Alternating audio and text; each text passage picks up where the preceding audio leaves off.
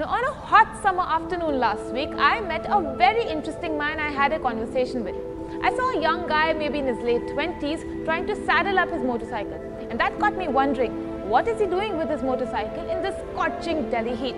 So I decided to strike up a conversation with him. It turns out that Magnus Peterson has been on a world tour of sorts on his bike, the Triumph Tiger Explorer. The man's already visited about 20 countries and has covered a distance of 24,000 kilometers. His travelling companion, Patricia, the Triumph Tiger Explorer, and him have embarked on a journey from Australia to Sweden. He's been talking to a lot of people and talking to them about the need for unity and peace in these uncertain times. He's currently in Delhi and plans to reach Sweden by the end of June, having travelled through Pakistan, Iran, Turkey, via Germany and Denmark. It's stories like these which highlight the very essence of the motorcycling community, the riders. The riding culture is growing quite slowly but surely in India. It's also thanks to brands like Triumph Motorcycles who've stepped in to provide support and sustenance to the passionate young riders in the country. Now we at WION Pitstop would like to wish Magnus the very best of health and bon voyage. And on that note, let's start this week's episode of WION Pitstop.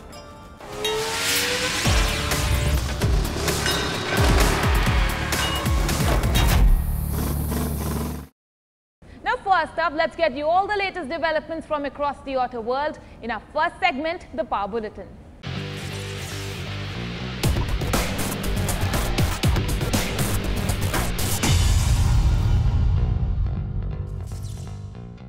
Now, in the last few months, there have been a lot of launches in the compact sedan car segment.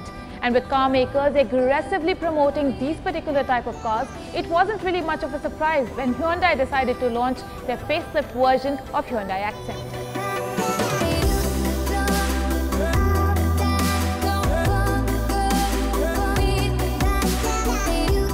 Hyundai India took the covers off the 2017 Accent at a starting price of Rs 5.38 lakh for petrol and 6.28 lakh Indian rupees for diesel. The Korean car maker first introduced the Accent sedan in 2014, replacing the popular Accent in its lineup, and the model has managed to find its popularity amidst private and fleet buyers alike. The most prominent change in terms of looks is the addition of an all-new horizontal front grille, which bears resemblance to its elder sibling, the Elantra. The side remains the same except for the revised alloy wheels, while the rear gets the more upmarket wide tail lights that seem to have taken inspiration those on Creta, along with the revised bumper and tweaks to the boot lid that now sports chrome garnish.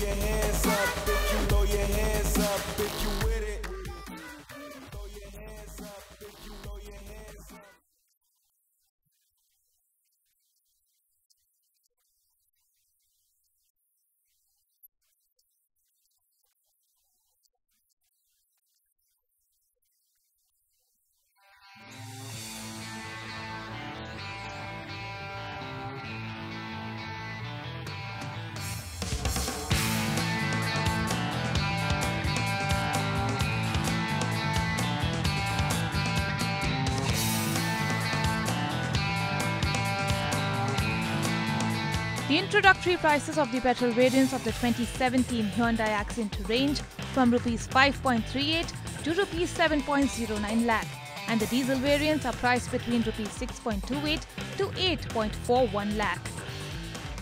There are a total of 6 petrol variants and 5 diesel variants on offer.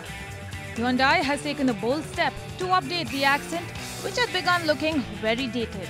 With competition in the segment heating up with the launch of Tata Tigor last month and the looming launch of Maruti Suzuki's updated Dzire, it would be interesting to see how Accent would face up to present and upcoming challenges.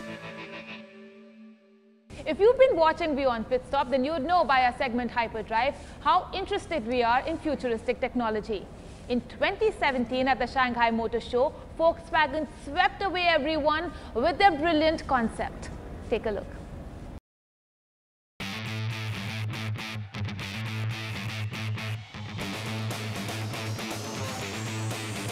First there was the Beetle, then there was the Golf, and now Volkswagen has come up with the ID Cross SUV.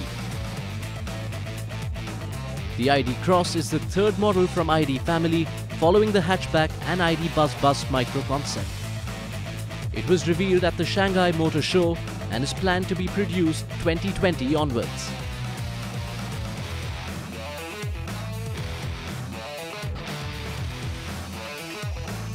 Running 2 electric motors, one mounted at each axle, with a combined output of 306 horsepower and an 83 kilowatt power battery, the high-riding 4-seater claims to boast a 0 to 100 km/h time of less than 6 seconds and an overall range of up to 500 kilometers. The ID Cross heralds the future of mobility. It is a true zero-emission vehicle with an all-electric range of up to 500 kilometers. That makes it a car for everyday use. The ID Cross is great fun to drive. The four-wheel drive produces more than 300 horsepower. And it's a smartphone on wheels. It connects automatically with the driver, loading preferred settings such as seating position, music, and temperature. It is always online, up to date, and ready for a wide range of digital services. As well as acting as a showcase for Volkswagen's future electric driveline technology, the ID Cross also highlights the sort of autonomous driving features that are likely to begin appearing on the company's more upmarket models. Included among its self-driving technology are 4 laser scanners, which automatically deploy from each corner of the new concept's heavily curved roof when the driver switches from manual to autonomous, or what Volkswagen describes as ID Pilot mode. The ID Cross has been conceived to offer the choice between manual and autonomous driving modes. In the manual mode, an LED graphic within the front section and roof is illuminated in a light blue hue. In the autonomous mode, the LED graphic switches to a violet color. The ID Cross shows off the next step in the Volkswagen revolution. With the new ID concept, it looks like Volkswagen will manage to get people moving like it always has. Now, it's not every day that you get to test the extreme limits of a supercar, and that too on an airstrip. Well, but that's exactly what our friend Sumit managed to do. He got to test the best of Jaguar at the 2017 Jaguar Art of Performance show.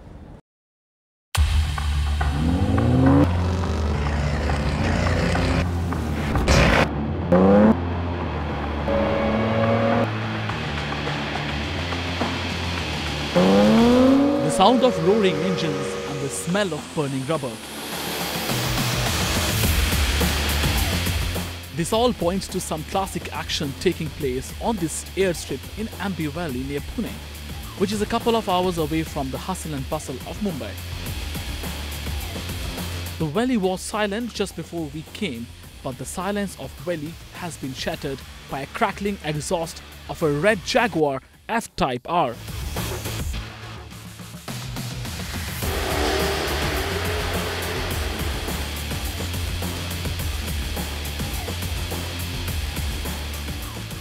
After making sedans for years and years together, Jaguar wanted to change its image, and that's when it brought the Jaguar F-Pace. F-Pace is a true SUV in all its senses. It has got 3000cc diesel engine, V6 diesel engine with around 300 bhp of power, and it has other variants also. Today we drive to know what is so special about this Jaguar F-Pace. This is how we spent our day at the Jaguar Art of Performance tour at the Ambi Valley airstrip, where an entire range of Jaguar was present to be experienced. The area was split into 3 areas: acceleration, handling and braking. And the cars available on the track included the XE, XF, XJ, F-Type, both coupe and convertible, and the newest F-Pace SUV. The Art of Performance Tour is a series of driving experience events held by Jaguar across different locations and is aimed at providing potential customers with the chance of pushing Jaguar cars to their limit in a controlled environment. Now, to understand more about Jaguar plans in India, I decided to catch up with the president of Jaguar Land Rover India, Rohit Suri. We would like customers to actually experience a real good drive on these cars, because we believe strongly what the brand has to offer in terms of exciting the senses, happens only when the customers get some time to spend on the car. And we offer primarily performance and seduction. And performance can only be experienced when you get to spend some time and you drive the cars for a good distance and are able to actually experience all the various technologies in the car, how the cars actually turn a corner, how good they are in terms of braking ability, etc., etc. So I think that happens only when you are actually behind the wheel, and that is what we're trying to do here. During the event, we got to sample a range of Jaguar's engines, including the petrol and diesel, 2-litre Ingenium and 3-litre V6, as well as the supercharged petrol V8 in the F-Type. My pick is 3-litre V6 diesel with its impressive performance and low NVH characteristics. All the engines are mated to an 8-speed automatic transmission that can be controlled via a rotary dial on the console with an option of shifting gears while steering mounted pedals. The car's interiors reflect Jaguar's minimalistic approach to design with clean, uncluttered surfaces and lots of leather. So here we attended today the Jaguar Performance Tour, and I tested my favorite F-Type here. Well, F-Type is a brilliant super sports car. It competes with likes of Ferrari, Porsche and other big super sports car. Well, it is capable of going from 0 to 20 km/h in just 5 seconds. So clearly I'm quite happy and satisfied with my driving F-Type and all other cars over here. So these kind of performance tours are clearly organized to give a kind of glimpse to customers what these cars are capable of and what customers are missing if they are not buying these cars. So we clearly drove a number of cars in a number of variants, high-end cars, petrol, diesel, all of them. We drove all these cars. It's Sumit signing off for WION from Ambivali, Pune. Time now to take a short breather, but don't go anywhere. I'll meet you on the other side with many more cool stories to follow.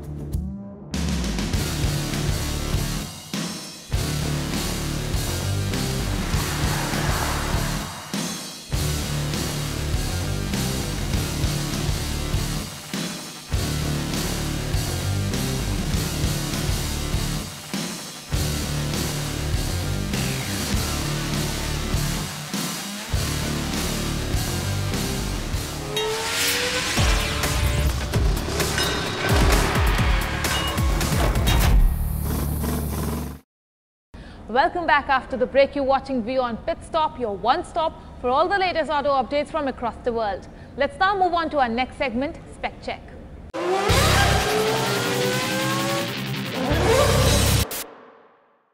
Fantastical, amusement and eternal bliss. I honestly did not think that anybody could feel this range of emotions all at one go. But I did. And when, you might ask? When I got to take the newest member of the Mercedes family out for a spin. Now frankly, the crew and me had quite a tough time shooting this because they had a hard time pulling me off the machine and I just couldn't get enough of it. And when you see the next story, you will find out exactly why. French writer Anna famously said that luxury is not a necessity, but all the good and beautiful things are. And that certainly applies to the latest limousine from the Mercedes-Benz stable. Enter the all-new Mercedes E-Class.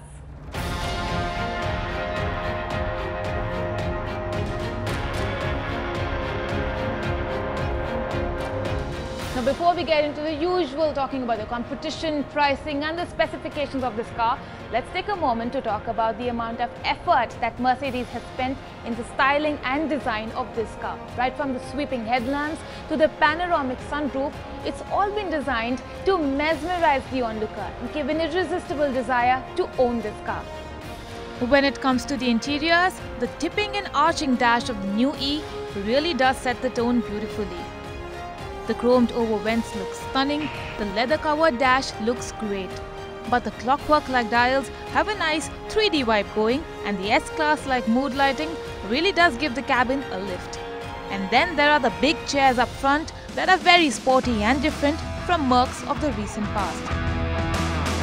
They're tall, the bolstering is very generous, and the open pore art leather is supple and extremely comfy seats.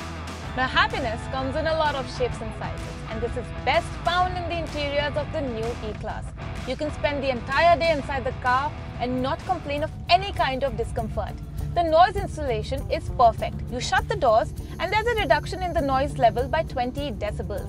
There are lots of cool seat control features as well, which give you the perfect recline. So when it comes to comfort, the E-Class sets the bar very high.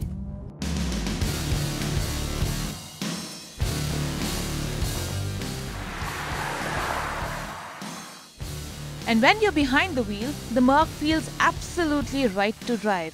The car never feels strained, pulling smoothly and cleanly all the way past 4,500 RPM. With the 9-speed transmission, you can cruise at 100 km per hour with the engine ticking over at just 1,500 RPM. And then, soon after unleashing such a savage burst of acceleration, you forget this is a limo. There's little doubt why Mercedes has chosen to carry this engine onto the new generation. It's brilliant. Mercedes has calibrated its suspension very well for Indian road conditions, and the steering is fantastic. The air suspension in comfort mode works like magic. It soaks up the bad road conditions and filters none inside.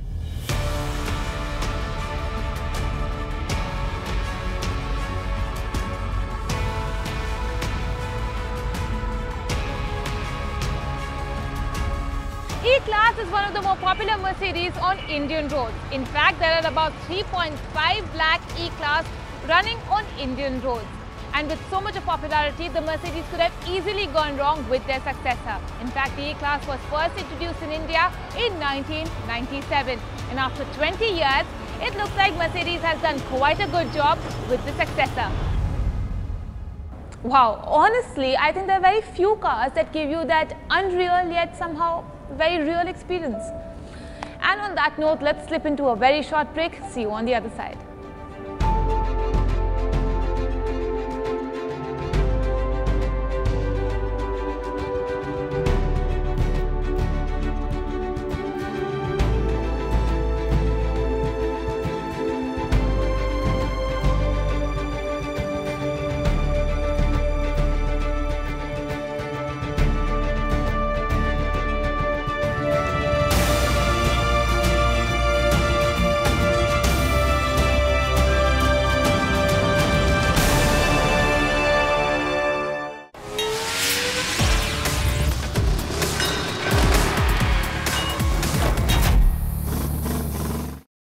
Welcome back to WION Pitstop, where you get all the latest of all that's rumbling on the roads. Anything on wheels, and we've got to tell you all about it.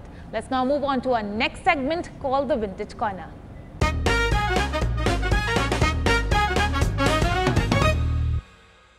Today's cars are developed with a high focus on computer precision, allowing the end product to be absolutely seamless with streamlined aerodynamics. However, this is a far cry from the old ways of manufacturing cars.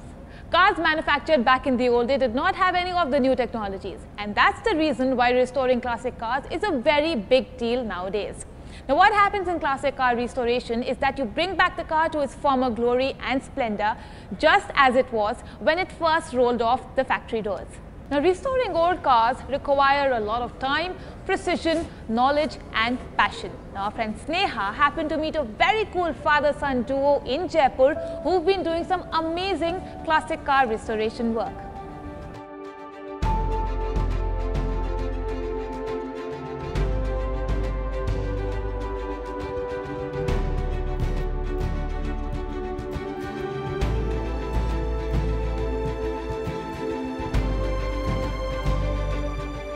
If vintage cars predominate, that's because they're like great art. It takes time for any design to escape the influence of fashion and be fairly judged on their own merit. It is also because many modern cars take older cars as their inspiration.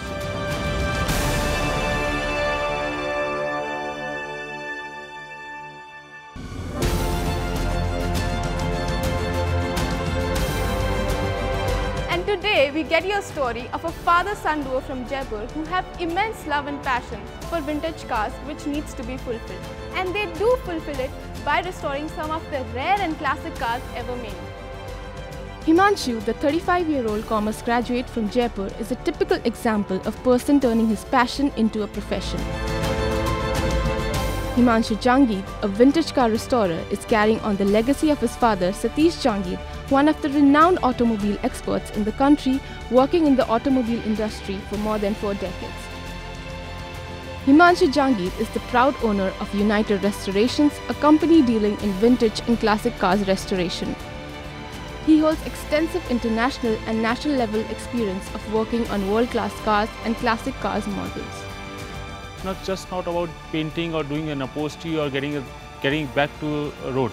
It is about a process which involves your detailing, your research works, how the car was built, at what period, what leather, what upholstery, what tires, what engines, what wirings, and every particular things which goes from small screw to biggest thing. So it is about collective process of getting all that together and building up a car which is completely, you can say, how it's been produced during that time when it's been produced to the showroom. Vintage cars are not just cars. It's about sentiment and respecting the past. Restoring them is like unraveling a puzzle. And Himanshu and his dad have managed to restore some of the special cars like the Mercedes-Benz 680S Southchick Torpedo 1928, Mercedes 200 Pullman 1936, Bentley Mark 6, Rolls-Royce Silver Roth 1947, to name a few. Himanshu is currently restoring a 1936 Mercedes 290, and to know more about the restoration process, I decided to speak with Jangir Senior. Engines are very old. The parts is problem for the parts. We import the parts and all that. The bodywork, we have to do it, all the bodywork. We have to make something new for this body. If you don't have all the work is difficult, it's not very easy. For this upholstery we have to check which leather will come on that time. So we fix that leather here there. As you may appreciate, old classics aren't growing in numbers. As years progress, there will be less classics available, as many get stored away and some just lost to accidents. One thing is for sure, once they're lost, they're not coming back. Car restoration is a process that requires patience and is tedious and time-taking.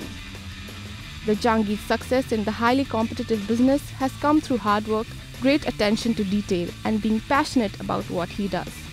How I am different from other people who are into this, it is about we are precise to the smallest to the biggest detail of the car, how it used to be produced during that era. So restoring a car needs complete research works. It takes us around 2 months to understand what was being done and how it's been produced. We import all the books and the manuals and try to get it associated with the other clubs all over the world, and ask help from the people who have already these cars so that we can get it to the 100% perfection. Restoration projects can be tough, but there is a sense of euphoria recreating something that 20 years from now will be enjoyed by the young. As a piece of history representing a time and place of an era long gone. As much as there is great attention of detail in the work Jangirs do, they also have a never-ending deep love for vintage cars. Suspension is very good. It is all the springs in the rear also. So the independent suspension is there. This is in the very rare cars in that model. But the Germans, Germans are very much advanced everywhere. So they make this car. Therefore, I love this car. They say when you live it and breathe it, that's actually what drives you. There's a certain excitement behind restoring and preserving a classic car. That is, you relieve the excitement that it would have provided the first owner. It is a feeling that needs to be seen and possibly felt in one's lifetime. There are very few things that give the purest form of satisfaction, and restoring classic cars is one of them. Well, at least for the Jangirs. Now, we cannot really compare a classic car with today's automobiles. Moreover, cars built in yesteryears are built better than today's automobiles due to one simple reason, that they are created to last. Now, they may not have those fancy interiors and safety features like ABS and airbags, but with proper care and maintenance, they can definitely outlive the cars built in more recent years.